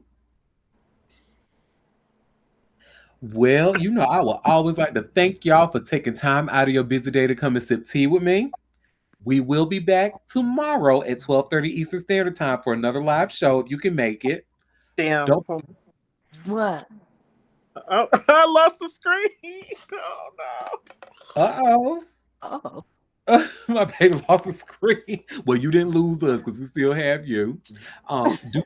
Do not forget to subscribe to a bitch. Head over to auntiederek.com and hit the big green subscribe button at the top right. Top left, excuse me. The big green subscribe button at the top left. Excuse me, but I don't know my right from my left today. It is completely free. You'll be on my mailing list, and I'll just send you some goodies and some hugs in your inbox. Well, Oh yeah. Come get a warm hug. yes, Right. honey. And don't be like Gorilla Ballhead. I mean Gorilla. Oh. Gorillas.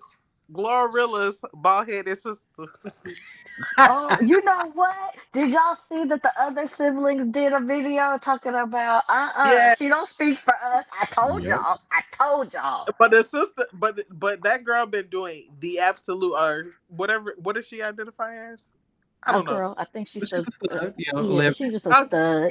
she has been doing the absolute most. She has recently listed out her price list for services, for appearances, and all things of that Oh nature. my Baby, god. sat down. But on a positive note, I don't be on y'all on the churn them TikTok, the clack up, whatever. But apparently there was some kind of girl. There's a girl, niece something, who did a little jingle or sings at somebody's funeral or something who says release it or something like that. Apparently she got some shine. She got on at the Super Bowl based off of her um doing her little TikTok where she I guess is telling 1 2 3 release it at people's funerals or something like that. And there were some haters. But they hated her right into a check with the Super Bowl. So shout out to that black woman in Black History That's Month. right. Amen. Cut all checks. What they did? What they did now? Poor somebody always hating. That's crazy. Well, good for her. Amen, Lord. Won't he do it? Okay. And I just got a TMZ alert while we were talking. Catherine O'Hara, her cause of death was released. And it looks as if she passed away from a blood clot in the lungs. Oh no, Oh, we Jesus. never know, child. We never know. You won't know the day or the hour. You don't, but you do know the day and the hour of Auntie Dare's Daytime Tea, which will be back tomorrow at 12:30 Eastern Standard Time. So, And I Period. Period. yeah, so hit us up tomorrow. You know I'm gonna have the latest tea for you. And until then, you all have a fabulous rest of your day. Bye, bye everybody. everybody. Cheers.